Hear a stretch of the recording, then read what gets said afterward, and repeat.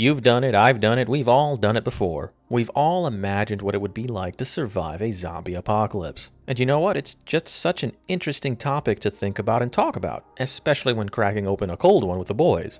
As such, I've decided to list a ton of things that people get wrong about zombie apocalypses. Things that people simply don't consider, whether they be fans of the genre or active writers in the genre. And thanks to my awesome viewers, I've managed to get some help for this video. Merciful Samurai 1 points out that most people overlook just how bad shit would smell in a zombie apocalypse. In a worst case scenario where you are in a zombie infested area, you'd be smelling dead, rotten flesh in the hundreds. Hell, you'd probably be smelling the scent of burnt bodies as well. Like, you'll definitely know when an undead horde is nearby, because if you haven't heard it, you'll definitely smell it. In the absence of plumbing or sanitation, you'd likely smell plenty of feces at your settlement or camp as well. Eventually, people would run out of soap, toothpaste, shampoo, body wash, perfume, and air fresheners. And when you go out to loot for supplies, buildings will have rotten food. They will have backed up toilets, dead bodies, and zero air circulation, making almost every major structure a stuffy, mold-infested habitat that'll leave you feeling a bit queasy, let alone also potentially exposing you to health hazards. Lore Weaver mentions the problem of appendicitis. Did you know that roughly 1 in 20 people get appendicitis? Some people will have their run end the minute their appendix decides to shit the bed, because that shit requires surgery, and most people in a zombie apocalypse will not have access to the materials needed to conduct such a medical procedure, let alone possessing the skill and knowledge needed to achieve such a feat. I also often think about how awful it would be for those with braces. Without the proper equipment, removing braces would be a painful experience that could lead to death via untreatable infections in the absence of antibiotics. Even something as simple as a wisdom tooth can eventually evolve into a life-threatening problem if it is left untreated. Then there's also the unfortunate reality of potentially losing contact prescriptions. You'd better have glasses and you better not fucking lose them, because you're gonna need to rely on that pair of glasses for a very long time. Then there's the elderly and care-reliant. Without access to necessary medication, these people will eventually die out. And with the absence of modern medicine, the common cold, the common flu, and other diseases we tend to generally laugh at will suddenly become more serious and even potentially life-threatening.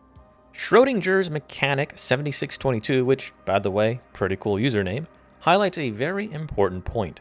Not all sources of fresh water are potable. It may look clean and drinkable, it may seem crystal clear, but you'll never truly know what's in that body of water. There could be pathogens, or worse, there could be parasites and worms that'll get you sick or killed. You should always boil your water and attempt to filter it further with a shirt, some coal, or an actual water filter. Hell, you can always try to distill the water as well. Making a primitive water distillery isn't that difficult, believe it or not. Shock Ranger 8918 points out the potential for mosquitoes to spread a zombie pathogen. This is, of course, highly dependent on the type of outbreak, but it is nonetheless something many people, including those who make zombie movies and games, often overlook. But it isn't something your captain has ever overlooked, as I mentioned it in my Zombie Apocalypse EAS video. And you know what? As someone who lives in Florida, I can positively say that the idea of mosquitoes spreading a zombie virus is nightmare fuel to me. Here's something else that people don't typically consider: the reality of gasoline expiring. That's right, gas does expire. The gasoline people typically rely on, being regular, plus, and premium, usually begins to break down at a chemical level at roughly 3 to 6 months, depending on how the gas is treated and stored. With proper storage and the use of stabilizers, one can get gasoline to last for a whole year if need be. But eventually, that shit will get watered down and will be totally useless and also damaging to vehicle engines, especially fuel mixed with ethanol, as ethanol degrades at a much faster rate. Diesel fuel, on the other hand, has a longer lasting shelf life, lasting roughly 6 to 12 months before breaking down chemically. And if diesel is properly stored and treated, it can last for up to 2 years. But eventually, diesel will also become useless, which means you're gonna have to produce your own fuel at some point in the long run. Hansel Barlow 2575 claims that a zombie apocalypse would be over quickly due to the military. Well, that really depends on the type of zombie outbreak in question. If we're dealing with any type of outbreak that occurs everywhere simultaneously, then no, the military would not solve that problem overnight. If you think otherwise, maybe you need to brush up on basic logistics. If we're dealing with an airborne pathogen, then hell no. And if we're dealing with special infected, then we're sure as hell not going to see the military win overnight. Now, I don't think the military would be completely decimated in most situations, as the US military is designed to survive a nuclear war, or at least most of it is designed to survive such a conflict via COG-CON procedures. In all likelihood, the military and surviving remnants of the government would likely fall back to a secure location, and then they would begin to ramp up fuel production, and then they would eventually wage a campaign to retake lost land. But the military low-diffing a zombie apocalypse? In most cases, fuck no, it ain't happening. Funnel Web Spider 9078 points out the difficulty of getting headshots with firearms. Most gun nuts think they'll be safe, but if headshots are necessary to re-kill a Zeke, odds are the gun nuts won't be performing as good as they believe they will. Most gun owners shoot at static targets. Most have no experience in engaging under stress, and most will not know how to tag a moving target that isn't moving in a smooth trajectory. There's a reason why militaries and law enforcement train their people to aim center mass. And there's a reason why it's considered a big deal when some special forces train for headshots only. It's because headshots are fucking hard. Speaking of guns, SCH-292 has a list of points that are all well worth mentioning. Yes, an armory of guns is useless if you can't take it with you or if you can't use all firearms when needed. After all, you can't really use more than one rifle at a time. If it ain't being used, it's useless when a conflict arrives. Same for the prevalence of guns. Yes, there's plenty of guns in America, but people own those guns and they'll fight hard to keep them.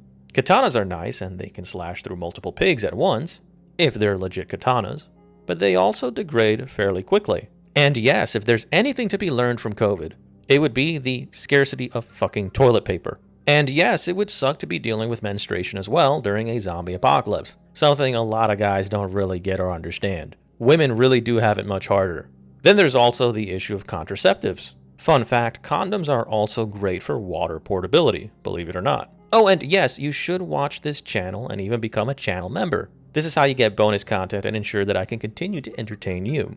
One thing plenty of people don't consider is the difficulty of actually starting and maintaining a campfire for survival purposes, while also ensuring that the fire doesn't signal their location to others during the day and during the night. Like, this shit isn't as easy as just throwing a bundle of sticks together and blowtorching that shit. There's a real science to bushcraft, and I personally cannot wait to learn this shit more with the onset of 2025. Speaking of bushcraft, properly skinning game is also a skill most people overlook. Improperly prepared food will get you sick, killed, or may just not supply you with ample nutrients. And believe it or not, wild game can be infested with parasites, especially carnivores. So if you don't know what to look for, you might get fucked by chronic wasting disease, which is just one example of shit you can catch when eating wild meat. And don't even get me started on plants.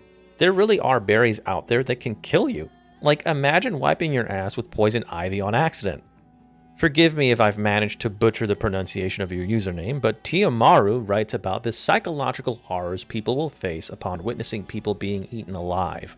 Here's another trauma that people often overlook, that also helps to explain the quick spread of even slow zombies. Said trauma being the harsh reality of having to put down your loved ones. Most people say they can do it, yet most people can't even put down their own fucking dog. Odds are many will simply die because they lack the strength to kill their parents, friends, spouses, and, hear me out on this one, even their own kids. Speaking of children, we never really see many zombified toddlers or kids in zombie movies, which is quite odd. There would actually be quite a few, which is a terrifying sight in my opinion. Another thing people don't consider is that everyone and their fat mother will be fleeing to malls, libraries, military bases, the woods nearby, the ocean, and so forth. If you want to survive, you're gonna have to be 2 to 3 steps ahead of other people. Odds are, if you have an idea, someone else has also had that idea. Because most of you aren't geniuses. Keep thinking and really spend some time when you're devising a bug-out plan. Then there's also other concerns, like extreme weather events. I'm talking about flash floods, hurricanes, tornadoes, blizzards, wildfires, which by the way can be exacerbated by the undead spreading the flames as they march across the wilderness. All of these terrible things will happen with little to no warning, because the National Emergency Alert System and other systems that we currently take for granted will be offline. And He Shall Appear wrote about the importance of carrying identification in case you happen to run into a safe zone run by the military and/or government. And you know what? This is honestly a smart practice. You need to have forms of identification and even documentation of your financial assets, more so for a natural disaster or war and less so for the end of the world. People often forget that a ton of places around the world are only realistically habitable because of HVAC technologies. Without the proper gear and skills, many people will simply freeze to death or slowly die of heat exhaustion. Not all areas have the necessary rainfall required for your survival, and not all regions have fertile land to farm on. And ladies and gentlemen, let's be real here, food preservation will be very difficult without electricity for the average person. John's song accurately highlights the difficulty of vehicle maintenance during a zombie apocalypse. People would have to source parts, which would be risky due to the undead or infected threat, and of course because marauders could potentially camp areas where you might be able to sort car parts from. Transporting that shit is also a lot harder than games often portray. And making sure you have the right parts for the right model, make, and year is also much harder than people would assume. There's also the difficulty of acquiring the proper tools, equipment, and skills to make vehicle maintenance possible. And who can forget about the problem of both power and noise? And let's not overlook the reality of gasoline expiring. As such, not all vehicles will be able to use homegrown ethanol. Something as benign as a tire in good condition would be difficult to find in the long run. Overall, vehicle maintenance would be a nightmare for the vast majority of survivors and communities. I also think that people seriously underestimate just how fucking dark nighttime is. We're all accustomed to streetlights, city lights, and headlights. We take for granted that for centuries there was no such thing as a nightlife in the vast majority of cities and towns around the world. Absent a full moon, traveling at night would be a serious hazard, and you certainly would not be able to do it without some sort of light source or specialized gear. Speaking of specialized gear, you might just need some hazmat gear to traverse certain regions of the planet due to failing nuclear reactors. Without proper maintenance and care, many nuclear power plants will eventually melt down in the absence of functioning security and cooling systems. We'd be seeing a world where there are plenty of Fukushimas or 3 Mile Island incidents across the globe. And without knowledge of the existence of these plants, or tools like Geiger counters, you might not even know when you've entered a highly radiated area. Oh, and I almost forgot to mention this, but depending on the zombie type, you might be able to outlast the undead via starvation, decomposition, or even freezing. That said, you really can't make such a determination until you establish what type of zombie you're dealing with. Now, I know some of you feel smart when you point out these very obvious factors, but remember kids, zombies aren't realistic in most circumstances to begin with. You just can't come in here like some attention-seeking nerd, talking about decomposition or other shit until we determine what sort of zombies we're actually talking about.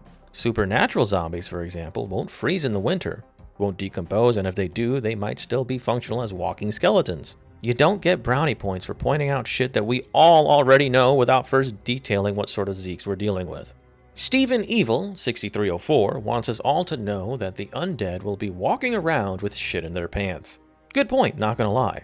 Which sort of reminds me of something we all sort of just overlook. As the undead decompose, or lose body mass, their pants will literally begin to fall off of them as they travel. So long into a zombie apocalypse where the undead don't fully decompose, we'd eventually see pantless zombies become the norm, which would be kind of fucking gross. Anyways, with that disgusting but funny as shit point out of the way, I think now would be an excellent time to end this video. If you like this sort of content, please like, share, and subscribe. Click the bell as well if you'd like to be notified when I publish a new video. And remember that you may opine anytime if you feel so inclined down in the comment section. I'm Captain Gold and I hope to see you in my next Gold Standard video.